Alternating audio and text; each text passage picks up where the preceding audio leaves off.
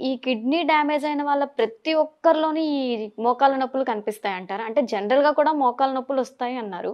Especially ఈ kidney problem ఉన్న వాళ్ళకి ఖచ్చితంగా వస్తుందంటారా ఇది? సో, డెఫినిట్‌గా అమ్మా. ఎందుకంటే కిడ్నీయే మెయింటైన్ చేయాలి కాబట్టి, ఆ మెయింటెనెన్స్ తగ్గిపోతుంది కాబట్టి, వాళ్ళ ఎముకలు చాలా బలహీనంగా ఉంటాయి.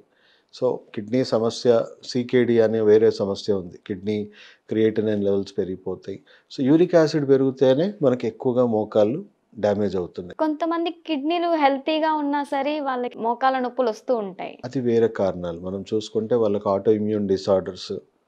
సో, అది రేర్ మనం చెప్పాలంటే ఒక 10% కేటగరీలో ఉన్నారు. అంటే వాళ్ళకొక ఎలర్జిక్ రియాక్షన్. వాళ్ళ ఇమ్యూన్ సిస్టమ్ వాళ్ళ కీళ్ళ మీద దాడి చేసి సడెన్‌గా వాపులు తీసుకొచ్చి డ్యామేజ్ చేస్తా ఉంటుంది.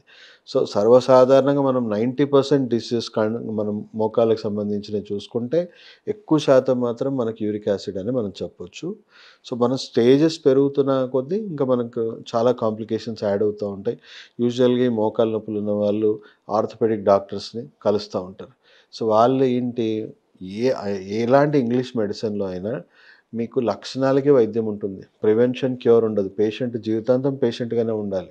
స్టేజెస్ పెరిగిపోతా ఉంటాయి. దాని తగ్గట్టుగా లక్షణాలకి వైద్యం ఇంకా పెరుగుతా ఉంటుంది. సో, నొప్పి అని మనం వెళ్ళామనుకోండి, ఎందుకు పాడవుతుందో దాని మూలాలేంటో తెలుసుకోరు. దాన్ని కరెక్షన్ చేయరు. దానివల్ల డ్యామేజ్ ఆగిపోదు. డ్యామేజ్ కంటిన్యూ అవుతా ఉంటుంది. సో, కేవలం పెయిన్ కిల్లర్స్ ఇస్తా ఉంటారు. పెయిన్ కిల్లర్స్ ఇస్తే ఏమవుతుంది? ఇంకా కాంప్లికేషన్స్. ఈరోజైతే పూట గడిచిపోతుంది. ఎందుకంటే నొప్పి తెలియకుండా మత్తుమందు కాబట్టి పూటైతే గడిచిపోయింది. కానీ ఏమవుతుంది? ఒక పెయిన్ కిల్లర్ రియాక్షన్ ఏంటి? మీ గట్ హెల్త్ పాడు చేస్తుంది.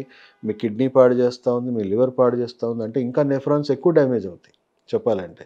సో, దానివల్ల వాళ్ళకి 2 ఇయర్స్‌లో జరగాల్సిన డీజనరేషన్ 1 ఇయర్‌లోనే జరుగుతా ఉంది.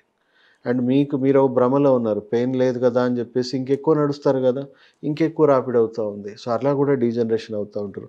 చాలామంది ఇంకా అసలు చెప్పాలి అంటే ఆర్థోపెడిక్ డాక్టర్స్ "మోకాళ్ళు నొస్తున్నాయమ్మా కొంచెం వెయిట్ తగ్గు.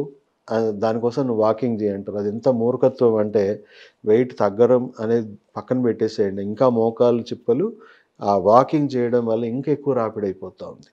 సో, లక్షణాలకు వైద్యం ఇస్తే చాలా ప్రమాదం. ఎందుకంటే ఇంకా మనం కావాల్సుకొని మనం నెక్స్ట్ స్టేజెస్‌కి తీసుకెళ్తున్నాం.